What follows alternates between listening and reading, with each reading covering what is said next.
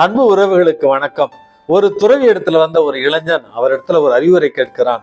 ஐயா, என்னை எல்லோரும் ஏளனம் செய்கிறார்கள், எனக்கு மன வேதனையாக இருக்கிறது, என்னை பற்றி தரக்குறைவாக பேசுகிறார்கள், அதுவும் எனக்கு மன வேதனை அளிக்கிறது என்று சொன்னானா. அப்பொழுது அந்த துறவி சொன்னாரா, உனக்கு யாராவது ஒருவர் அவரிடம் இருக்கிற பரிசு பொருளை கொடுத்தால் நீ வாங்க மறுத்தால் அந்த பரிசு பொருள் என்ன ஆகும் என்று கேட்டாராம். நான் வாங்க மறுத்தால் எனக்கு கொடுக்க நினைத்தவரிடத்துலதான் அந்த பரிசு பொருள் இருக்கும் அப்படி என்று சொன்னாராம் அந்த இளைஞன்.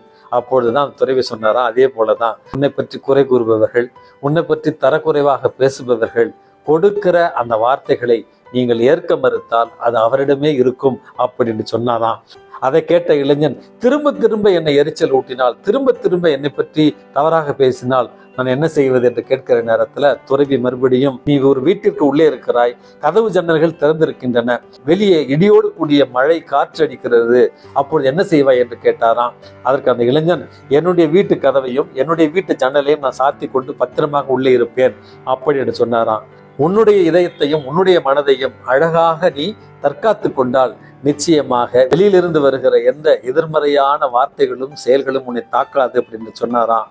அன்புமிக்கவர்களே, நம்முடைய எண்ணமே நம்முடைய வாழ்க்கையில ஏற்றத்தை கொடுக்கும். நேர்மறையான எண்ணங்களோடு வாழ கற்றுக்கொள்வோம். இந்த நாள் உங்களுக்கு இனிய நாளாகட்டும். வணக்கம்.